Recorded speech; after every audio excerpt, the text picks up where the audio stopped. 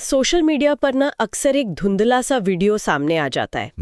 एक ट्रक खड़ा है, कुछ बक्से उतारे जा रहे हैं और अचानक से चारों तरफ हंगामा मच जाता है। हाँ, ऐसा लगता है जैसे पता नहीं क्या भारी गड़बड़ हो गई हो। बिल्कुल। और फिर राजनेता हैकिंग के आरोप लगाने लगते हैं और आम जनता के बीच एक अजीब सा डर फैल जाता है। लोगों को लगने लगता है कि जिस लोकतंत्र पर वे भरोसा करते हैं कहीं वो खतरे में तो नहीं है। और आपको याद होगा पश्चिम बंगाल विधानसभा चुनावों के दौरान ऐसा ही एक वीडियो बहुत वायरल हुआ था, जिसने पूरे देश का ध्यान अपनी ओर खींच लिया था। हाँ, उसी वीडियो की बात कर रही हूँ। लेकिन देखिए, मजे की बात यह है कि उस वीडियो के पीछे का सच कोई हैकिंग नहीं था। अच्छा। हाँ, वो असल में एक ऐसी सुरक्षा व्यवस्था का हिस्सा था जो आप कह सकते हैं कि किसी सैन्य अभियान से कम नहीं है। तो आज हम इसी विषय की पूरी गहराई में जाने वाले हैं। हमारे पास fortress of democracy, India's election security protocols नाम का एक बहुत ही विस्तृत लेख है।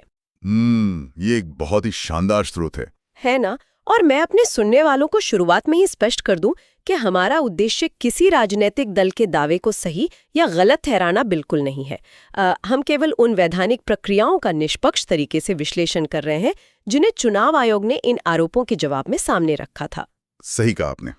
और इस विषय की गहराई में जाना इसलिए भी बहुत जरूरी है क्योंकि जब हमें बुनियादी प्रक्रियाओं की जानकारी नहीं होती ना, तो अविश्वास बहुत तेजी से पनपने लगता है। बिल्कुल, एकदम सही बात है। मतलब एक ईवीएम की सुरक्षा सिर्फ प्लास्टिक चिप या सर्किट की सुरक्षा नहीं है, ये असल में एक पूरे देश के भरोसे को सुरक्षित रखने की एक बहुत बड़ी कवायद है। चुनाव आयोग इन मशीनों को जिन चरणों से गुजारता है वो पूरी तरह से विज्ञान, मनोविज्ञान और लॉजिस्टिक्स का एक बहुत ही जटिल मिश्रण है। तो चलिए ना, इस जटिल मिश्रण को थोड़ा आसान भाषा में डिकोड करते हैं। ईवीएम की यात्रा को अक्सर हम लोग बहुत हल्के में लेते हैं। हाँ, लोगों को लगता है कि बस एक डिब्बे को उठाया और पोलिंग बूथ तक पहुंचा दिया। बिल्कुल ऐसा ही लगता है। लेकिन जब मैं इस स्रोत को पढ़ रही थी तो पता चला कि ये पूरी प्रक्रिया तो किसी भूल भुलैया जैसी है।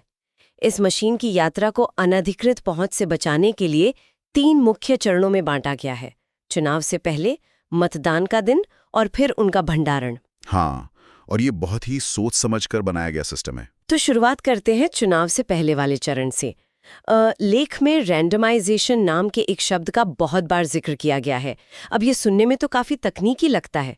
तो मेरा सवाल ये है कि क्या ये सच में किसी हैकर को रोक सकता है या ये सिर्फ कागजों पर लिखी एक अच्छी सी प्रक्रिया है? देखिए, रैंडमाइजेशन शायद इस पूरी सुरक्षा श्रृंखला की ना सबसे मजबूत कड़ी है। इसे आप हैकिंग के खिलाफ एक गणितीय ढाल की तरह देख सकती हैं। गणितीय ढाल मतलब कैसे? मान लीजिए अगर कोई व्यक्ति या कोई बहुत ही शातिर हैकर किसी मशीन में कोई दुर्भावनापूर्ण कोड डाल भी दे, तो उस कोड को किसी खास राजनीतिक दल को फायदा पहुंचाने के लिए ये तो जानना होगा ना कि वो मशीन किस विशेष मतदान केंद्र पे जाने वाली है। हाँ, ये तो है। बिना लक्ष्य के कोड क्या करेगा? बिल्कुल। और चुनाव आयोग मशीनों को 2 स्तरों पर रैंडमाइज करता है। पहले स्तर पर जब मशीनें जिला निर्वाचन अधिकारी के गोदाम में होती हैं, तो किसी को नहीं पता होता कि कौन सी मशीन किस विधानसभा क्षेत्र में जाएगी। अच्छा, मतलब खुद अधिकारियों को भी नहीं पता होता? बिल्कुल नहीं। ये पूरी तरह से एक सॉफ्टवेयर के जरिए तय होता है, और वो भी राजनीतिक दलों के प्रतिनिधियों के ठीक सामने। अरे वाह, ये तो बिल्कुल वैसा ही हुआ कि कोई हैकर किसी ताले को खोलने की मास्टर चाबी तो बना ले, लेकिन उसे यही न पता हो कि वो चाबी किस शहर के किस घर के दरवाजे में लगने वाली है। हाँ, बहुत ही सटीक उदाहरण दिया आपने। लक्ष्य का ही पता नहीं है। और बात यहीं खत्म नहीं होती। जब मशीनें एक बार निर्वाचन क्षेत्र में पहुंच जाती हैं, तो मतदान से कुछ समय पहले एक दूसरा रैंडमाइजेशन भी होता है। अच्छा, एक और बार? हाँ, तब जाके ये तय होता है कि कौन सी मशीन किस विशिष्ट पोलिंग बूथ पर जाएगी। और इस पूरी प्रक्रिया के दौरान मशीनों पर जो सील लगाई जाती है वो कोई बाजार में मिलने वाला आम टेप नहीं होता। मैंने पढ़ा था इसे कुछ पिंक पेपर सील कहते हैं ना? जी, पिंक पेपर सील। हर सील पर एक विशिष्ट सीरियल नंबर छपा होता है। वहां मौजूद सभी राजनीतिक दलों के जो एजेंट होते हैं वो सील पर बाकायदा अपने हस्ताक्षर करते हैं। बाप रे, मतलब मशीन के अंदर के सॉफ्टवेयर तक पहुंचना तो दूर की बात है, मशीन की बाहरी सतह तक पहुंचना भी अपने आप में एक बहुत बड़ी चुनौती है। बिल्कुल, यही इस प्रोटोकॉल का मकसद है। अच्छा, अब मान लेते हैं कि मशीन मतदान के दिन बूथ पर पहुंच गई, वोटिंग भी खत्म हो गई। अब उसे वापस स्ट्रांग रूम लाना है। मुझे लेख में ये पढ़कर बहुत ज्यादा हैरानी हुई कि ये वापसी का जो सफर है वो सिर्फ अधिकारियों के भरोसे नहीं छोड़ दिया जाता। हाँ, यहाँ पर व्यवस्था एकदम बदल जाती है। मैंने पढ़ा कि राजनीतिक दलों के एजेंट बाकायदा इस काफिले के पीछे पीछे अपनी गाड़ियां लेकर चलते हैं। मतलब सच में ऐसा होता है क्या? बिल्कुल होता है। इस प्रक्रिया को तकनीकी भाषा में चेन ऑफ कस्टडी बनाए रखना कहते हैं। जब एक मशीन वोटिंग के बाद बूथ से निकलती है तो वो पूरी तरह से सील कर दी जाती है और जो पीठासीन अधिकारी होते हैं वो उन सील्स पर दोबारा सभी एजेंटों के हस्ताक्षर करवाते हैं। अच्छा, दोबारा हस्ताक्षर होते हैं? जी, और जब वो ट्रक बूथ से स्ट्रांग रूम की तरफ बढ़ता है ना, तो एजेंट अपनी गाड़ियों में उस ट्रक के बिल्कुल पीछे पीछे चलते हैं। ये इसलिए किया जाता है ताकि रास्ते में कोई उस गाड़ी को रोककर मशीन ना बदल दे या मान लीजिए गाड़ी का रास्ता ही ना बदल जाए। ये तो एक तरह का बहुत बड़ा शारीरिक और मनोवैज्ञानिक दबाव हो गया सिस्टम पर। बिल्कुल, और इसी दबाव की वजह से पूरी व्यवस्था पारदर्शी बनी रहती है। और फिर जब मशीनें वापस आ जाती हैं तो इस्तेमाल की गई मशीनों को मुख्य स्ट्रांग रूम में रख दिया जाता है और जो रिजर्व मशीनें होती हैं जिनका इस्तेमाल नहीं हुआ उन्हें बिल्कुल अलग रखा जाता है। हाँ, ये अलगाव बहुत जरूरी है ताकि कोई भी गलती से या जानबूझकर रिजर्व मशीन को मुख्य मशीनों के साथ मिलाकर कोई गड़बड़ या भ्रम ना पैदा कर सके, है ना? एकदम सही।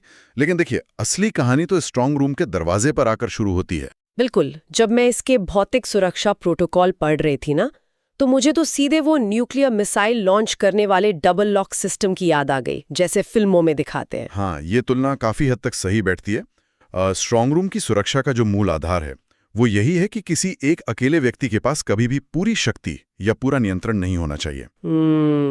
समझ रही हूँ। इस डबल लॉक सिस्टम के तहत एक चाबी रिटर्निंग ऑफिसर यानी आरओ के पास होती है और जो दूसरी चाबी है वो असिस्टेंट आरओ के पास होती है। मतलब दोनों को वहां होना पड़ेगा? जी, जब तक दोनों अधिकारी एक ही समय पर वहां मौजूद नहीं होंगे और अपनी अपनी चाबी एक साथ नहीं लगाएंगे तब तक वो दरवाजा खुल ही नहीं सकता। लेकिन यहाँ ना मेरे दिमाग में एक बहुत ही तीखा सवाल उठ रहा है।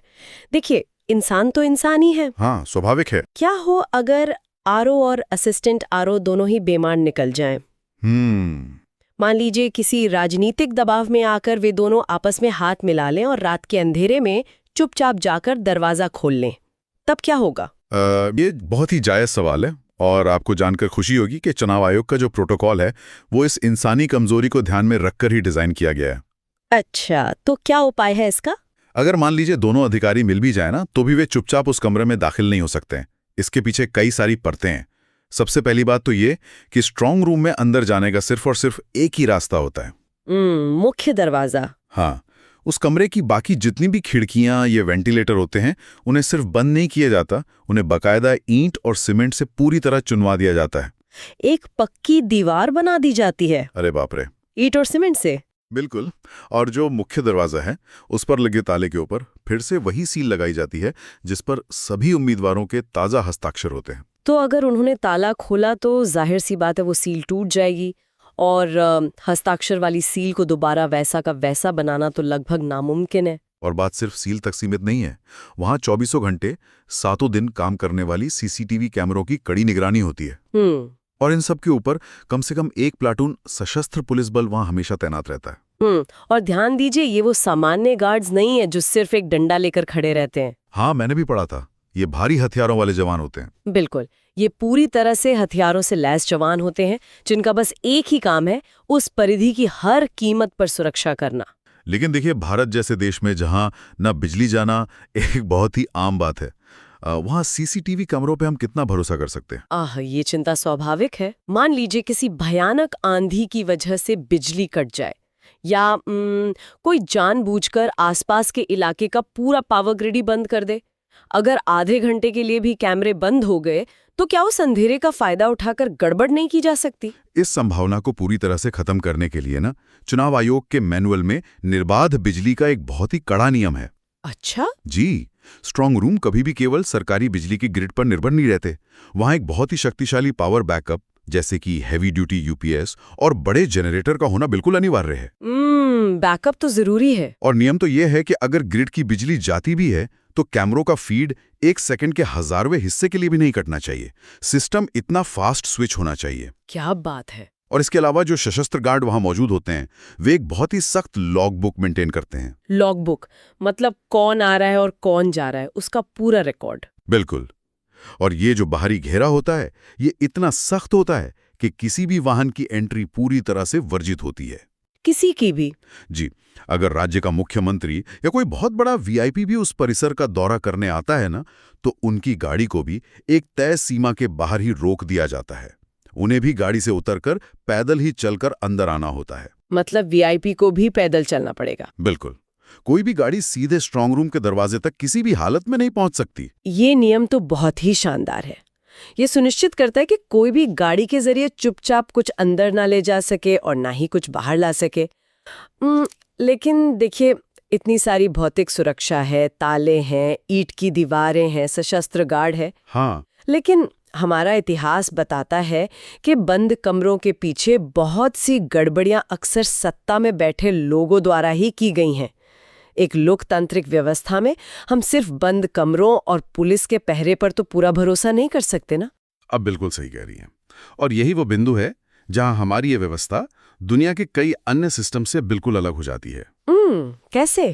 क्योंकि चुनाव आयोग ये बहुत अच्छे से मानता है कि सुरक्षा केवल तभी प्रभावी है जब वो पूरी तरह से पारदर्शी हो। इसे केवल अधिकारियों के भरोसे नहीं छोड़ा जा सकता। इसीलिए इन सारे प्रोटोकॉल्स का जो सबसे महत्वपूर्ण हिस्सा है वो है जनता और उम्मीदवारों का सीधा पर्यवेक्षण। हाँ, और इसे समझने के लिए मुझे ना वो ओपन किचन रेस्टोरेंट वाला उदाहरण बहुत सटीक लगता है। अरे वाह, ये उदाहरण तो बहुत अच्छा है। देखिए, जब हम किसी रेस्टोरेंट में जाते हैं और वहां भले ही बहुत साफ सफाई का दावा किया जाता हो, फिर भी मन में कहीं ना कहीं एक शक रहता है कि बंद दरवाजे के पीछे रसोई में आखिर क्या हो रहा होगा। बिल्कुल, खाना कैसा बन रहा होगा। हाँ, लेकिन अगर वो एक ओपन किचन है जहां आप खुद शेफ को अपने सामने खाना बनाते हुए देख सकते हैं, तो वो शक अपने आप खत्म हो जाता है। चुनाव आयोग की प्रक्रियाएं भी राजनीतिक दलों को इसी तरह इस सुरक्षा चक्र का हिस्सा बनाती हैं, ताकि वे खुद इस किचन पर लगातार नजर रख सकें। बहुत ही उम्दा तरीके से समझाया आपने। और इसे संस्थागत रूप देने के लिए उम्मीदवारों को स्ट्रांग रूम बनने से पूरे 24 घंटे पहले सूचित किया जाता है। अच्छा, पहले ही बता देते हैं? जी, और उन्हें इस बात के लिए सिर्फ अनुमति ही नहीं दी जाती, बल्कि चुनाव आयोग उन्हें प्रोत्साहित करता है कि वे अपने प्रतिनिधियों को वहां तैनात करें जो 24 घंटे उस स्ट्रांग रूम की सुरक्षा व्यवस्था पर अपनी नजर रख सकें। लेकिन देखिए, सैद्धांतिक नियम और जमीनी हकीकत में ना बहुत फर्क होता है। सुनने में तो बड़ा अच्छा लगता है कि उम्मीदवार अपने लोग भेजेंगे, लेकिन क्या व्यवहारिक रूप से ये सच में संभव है? आप ऐसा क्यों सोच रही हैं? मतलब क्या सच में कोई इंसान हफ्तों तक दिन रात 24 घंटे किसी दरवाजे के बाहर ऐसी टेंट लगाकर बैठा रहता है? मुझे तो लगता है कि शायद ये सिर्फ एक किताबी नियम है। नहीं, ये बिल्कुल किताबी नियम नहीं है। जमीनी स्तर पर ना चुनावी मुकाबला इतना ज्यादा कड़ा होता है कि राजनीतिक दल इस अधिकार का पूरा इस्तेमाल करते हैं। वे बाकायदा अपने कार्यकर्ताओं की शिफ्ट लगाते हैं। अच्छा, शिफ्ट्स में काम होता है? बिल्कुल। कुछ लोग 8 घंटे दिन में बैठते हैं, कुछ लोग रात की शिफ्ट में आते हैं, और उन्हें स्ट्रांग रूम के बाहरी घेरे में एक ऐसा स्थान दिया जाता है जहां से वे सीधे उस मुख्य द्वार को अपनी आंखों से देख सकें। ये तो बहुत अच्छी व्यवस्था है। और मान लीजिए अगर स्ट्रांग रूम का दरवाजा सीधे नजर नहीं आ रहा है किसी कारण से, तो उनके टेंट में उस सीसीटीवी फीड का एक लाइव मॉनिटर लगा दिया जाता है जो सीधे स्ट्रांग रूम के दरवाजे को कवर कर रहा होता है। ओहो, मतलब वे अपने टेंट में बैठे बैठे अपनी स्क्रीन पर लगातार उस दरवाजे को देखते रहते हैं। जी हाँ। और अगर स्क्रीन एक तल के लिए भी झपकी खाती है या बंद होती है, तो वो तुरंत जाकर अपनी आपत्ति दर्ज करा सकते हैं। बिल्कुल। और देखिए, ये सिर्फ एक तरफा निगरानी नहीं है, आधिकारिक निरीक्षण की भी एक बहुत सख्त प्रक्रिया चलती रहती है साथ में। वो कैसे? जो रिटर्निंग ऑफिसर होते हैं उन्हें दिन में कम से कम 2 बार स्ट्रांग रूम के बाहरी घेरे का दौरा करना ही होता है। उन्हें वहां जाकर लॉगबुक चेक करनी होती है, वीडियो फीड की जांच करनी होती है, और वहां मौजूद प्रतिनिधियों से खुद पूछना होता है कि भाई आपको कोई शिकायत तो नहीं है, सब ठीक चल रहा है। अच्छा, उनसे बात भी करनी होती है? जी, और ये इस पूरी कवायद की एक दैनिक रिपोर्ट हर दिन जिला निर्वाचन अधिकारी को भेजी जाती है। और ये सब ऐसे ही गिनती के दिन तक चलता रहता है? बिल्कुल। फिर जब गिनती का दिन आता है तो इन मशीनों को स्ट्रांग रूम से निकालकर गिनती केंद्रों तक ले जाया जाता है। लेकिन जाहिर सी बात है, ये काम भी बंद दरवाजों के पीछे तो नहीं होता होगा। बिल्कुल नहीं। जिस तरह मशीनें बूथ से लौटते वक्त सील थीं और उनकी निगरानी हो रही थी ना, ठीक उसी तरह गिनती के दिन भी स्ट्रांग रूम का वो जो डबल लॉक वाला दरवाजा है, वो उम्मीदवारों के प्रतिनिधियों की मौजूदगी में ही खोला जाता है। इस पूरी प्रक्रिया की बाकायदा वीडियोग्राफी होती है। एजेंट उन मशीनों पर लगी पिंक पेपर सील को देखते हैं और उनके सीरियल नंबर का मिलान अपने रिकॉर्ड से करते हैं, ये साबित करने के लिए कि हाँ, ये वही मशीन है जो मतदान के दिन बूथ से वापस लौटी थी। तो अगर हम इस पूरे चक्र को एक साथ देखें, वेयरहाउस से लेकर रैंडमाइजेशन, फिर मतदान केंद्र और वहां से स्ट्रांग रूम की वो कई परतों वाली सुरक्षा और अंत में गिनती की टेबल तक, हर कदम पर किसी ना किसी की नजर है। भौतिक सुरक्षा और इंसानी निगरानी का ये एक बहुत ही कसा हुआ जाल है। जी बिल्कुल, अभेद्य जाल है। लेकिन देखिए, ये तो बात हुई ईवीएम की। हमारे स्रोत में एक और बहुत ही दिलचस्प पहलू दिया गया है जहां से मुझे लगता है कि शायद सबसे ज्यादा गलतफहमियां पैदा होती हैं। मैं बात कर रही हूँ कागजी वोटों की, यानी पोस्टल बैलेट की। ये बहुत ही क्रिटिकल हिस्सा है। हाँ, और यहीं से उस वायरल वीडियो की कहानी भी जुड़ती है जिससे हमने आज की ये चर्चा शुरू की थी। बिल्कुल। देखिए, पोस्टल बैलेट ना चुनावी प्रक्रिया का एक बहुत ही महत्वपूर्ण हिस्सा है। ये ईवीएम के साथ साथ एक समानांतर लेकिन बिल्कुल अलग ट्रैक पर चलता है। अच्छा, अलग ट्रैक पर। हाँ, ये मुख्य रूप से उन लोगों के लिए होता है जो चुनाव के दिन बूथ पर आकर वोट नहीं डाल सकते, जैसे कि मान लीजिए ड्यूटी पर तैनात चुनाव अधिकारी हो गए, सेना के जवान हो गए या फिर हमारे वरिष्ठ नागरिक। समझ गई। लेकिन यहीं पर मेरे दिमाग में एक बहुत ही बुनियादी सा सवाल आता है। हाँ, पूछिए। अगर दोनों वोट ही हैं, चाहे वो मशीन से पड़े हों या कागज पर, तो इन पोस्टल बैलेट्स को भी ईवीएम के साथ उसी स्ट्रॉन्गर रूम में क्यों नहीं रख देते? इन्हें हर दिन अलग रखने की इतनी जटिल प्रक्रिया की आखिर क्या जरूरत है? इसके पीछे ना एक बहुत ही बड़ा लॉजिस्टिकल कारण है, और जब तक आप इसे नहीं समझेंगी, वो जो वायरल वीडियो था ना, उसका सच समझ में नहीं आ सकता। अच्छा, बताइए क्या कारण है? देखिए, ईवीएम का इस्तेमाल सिर्फ एक ही दिन होता है। शाम को वोटिंग खत्म होती है, मशीनें सील होती हैं और उन्हें स्ट्रॉन्गर रूम में एक ही बार में सुरक्षित रख दिया जाता है। हाँ। लेकिन जो पोस्टल बैलेट हैं, वो एक दिन में तो नहीं आते ना। ये डाक के जरिए आते हैं और चुनाव से कई दिन पहले से ही इनका आना शुरू हो जाता है। ओह, तो मतलब हर दिन अलग अलग पोस्ट ऑफिस से लिफाफे आते रहते हैं। बिल्कुल सही। हर दिन डाक विभाग से ये मतपत्र इकट्ठा किए जाते हैं। अब आप खुद सोचिए, अगर नियम के अनुसार इन हर रोज आने वाले कागजी मतपत्रों को ईवीएम वाले स्ट्रांग रूम में रखने की कोशिश की जाए तो कितनी बड़ी समस्या खड़ी हो जाएगी। क्या समस्या? ओहो, मैं समझ गई। क्या समझी आप? उस डबल लॉक वाले कमरे को तो फिर हर दिन खोलना पड़ेगा। रोज उस मुख्य दरवाजे की सील तोड़नी पड़ेगी। रोज आरओ और असिस्टेंट आरओ को वहां चाबियां लगानी पड़ेंगी। बिल्कुल। रोज नई पिंक पेपर सील लगानी पड़ेगी और रोज राजनीतिक दलों के एजेंट्स को वहां बुलाकर उनके हस्ताक्षर लेने पड़ेंगे। बाप रे। हाँ, ये न केवल अव्यावहारिक है, बल्कि ये ईवीएम की सुरक्षा के लिए एक बहुत बड़ा जोखिम भी है। किसी भी सुरक्षित तिजोरी को अगर आप बार बार खोलेंगे तो वो उसकी सुरक्षा में सेंध लगाने जैसा ही है ना। ये तो बहुत ही शानदार लॉजिक है। मतलब ईवीएम की सुरक्षा से किसी तरह का समझौता ना हो, इसीलिए पोस्टल बैलेट्स को अलग रखना एक मजबूरी भी है और जरूरत भी। बिल्कुल सही कहा आपने। तो फिर इन कागजी मतपत्रों का आखिर होता क्या है? इन्हें कहाँ रखा जाता है? इसीलिए चुनाव आयोग का प्रोटोकॉल कहता है कि पोस्टल बैलेट्स को रिटर्निंग ऑफिसर के मुख्यालय में एक अलग समर्पित स्ट्रांग रूम में रखा जाएगा। अलग स्ट्रांग रूम? जी। और जो मतपत्र हर दिन डाक से आते हैं ना, उन्हें सबसे पहले अलग अलग विधानसभाओं के हिसाब से छांटना पड़ता है, क्योंकि एक ही पोस्ट ऑफिस में कई अलग अलग इलाकों के वोट आ सकते हैं। हाँ, मिक्स होके आते होंगे। बिल्कुल। और इस छांटने की प्रक्रिया को अंग्रेजी में सेग्रीगेशन कहा जाता है। और यहीं पर वो वायरल वीडियो तस्वीर में आ जाता है। हमारे स्रोत में बहुत ही स्पष्ट रूप से बताया गया है कि टीएमसी ने जिस वीडियो को शेयर करके ईवीएम टैंपरिंग का दावा किया था, वो असल में था क्या? जी हाँ, जब चुनाव आयोग ने उस वीडियो की गहराई से जांच की तो पता चला कि उसका तो ईवीएम से कोई लेना देना ही नहीं था। वो असल में उन्हीं पोस्टल बैलेट्स के सेग्रीगेशन, यानी उन्हें छांटकर अलग अलग लिफाफों में रखने की एक बहुत ही नियमित प्रशासनिक प्रक्रिया का वीडियो था। अब मतपत्रों को छांटने के लिए उन्हें भौतिक रूप से हाथों से एक जगह से दूसरी जगह या एक कमरे से दूसरे कमरे में ले जाना तो पड़ता ही है। और जब कोई बाहरी व्यक्ति इस प्रक्रिया को दूर से देखता है तो उसे स्वाभाविक रूप से लगता है कि कुछ लिफाफों के साथ छेड़खानी की जा रही है। बिल्कुल। और सबसे अहम बात जो इस लेख में बताई गई है ना, वो ये है कि ये जो सेग्रीगेशन की प्रक्रिया थी, ये भी किसी बंद कमरे में अकेले अधिकारियों द्वारा नहीं की जा रही थी। वहां भी सभी उम्मीदवारों के प्रतिनिधि बाकायदा मौजूद थे। जी, बिल्कुल मौजूद थे। लेकिन देखिए, जब उसी प्रक्रिया का एक छोटा सा बिना संदर्भ वाला वीडियो क्लिप सोशल मीडिया पर डाल दिया जाता है, तो वो आम जनता के बीच कितना बड़ा अविश्वास पैदा कर सकता है।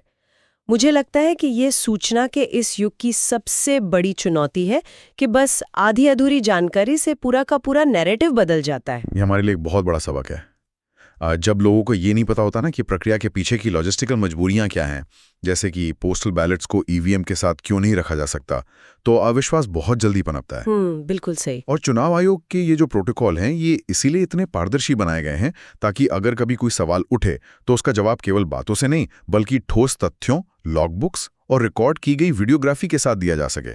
तो इस पूरे के पूरे विश्लेषण को अगर हम समेटें तो एक बात बिल्कुल साफ हो जाती है, हमारे लोकतंत्र में चुनाव की जो सुरक्षा है वो केवल लोहे के मोटे दरवाजों, डबल लॉक सिस्टम या बाहर खड़े हथियारों वाले पुलिस जवानों तक ही सीमित नहीं है। बिल्कुल नहीं।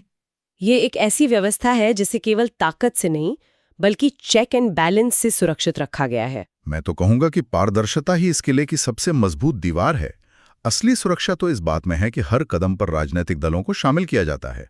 अब सोचिए, जब हर प्रतिद्वंद्वी एक दूसरे पर नजर रख रहा हो तो व्यवस्था में सेंध लगाना लगभग असंभव सा हो जाता है। बिल्कुल, ये एक ऐसा किला है जिसकी दीवारें भले ही लोहे की हों लेकिन इसके दरवाजे कांच के हैं ताकि बाहर खड़े लोग अंदर आसानी से देख सकें।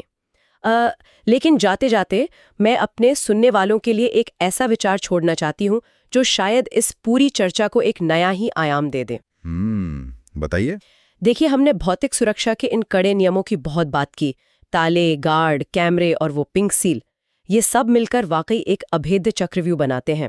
लेकिन सोचने वाली बात यह है कि मशीन के अंदर का जो सॉफ्टवेयर है उसके जो तकनीकी सेफगार्ड्स हैं वो कितने मजबूत हैं। ये एक बहुत गहरा सवाल है। क्या वे भी इन लोहे के तालों जितने ही अभेद्य हैं? ये वाकई एक ऐसा क्षेत्र है जिस पर लगातार शोध और तकनीकी बहस होती रहती है। भौतिक सुरक्षा अपनी जगह बिल्कुल ठीक है, लेकिन उस तकनीकी वास्तुकला को समझना भी उतना ही महत्वपूर्ण है। और एक और बड़ा सवाल मेरे मन में है, अगर कभी ऐसा हो कि इन तमाम सख्त प्रोटोकॉल्स का कहीं कोई उल्लंघन हो ही जाए तो एक उम्मीदवार के पास न्याय पाने के लिए आखिर क्या कानूनी रास्ते बचते हैं? ये कुछ ऐसे सवाल हैं जो इस चुनावी चक्रव्यूह को और गहराई से समझने का रास्ता खोलते हैं और जिन पर आगे विचार करना बेहद दिलचस्प होगा। तो आज के इस गहरे विश्लेषण में बस इतना ही। सोचने के लिए और समझने के लिए अभी भी बहुत कुछ बाकी है।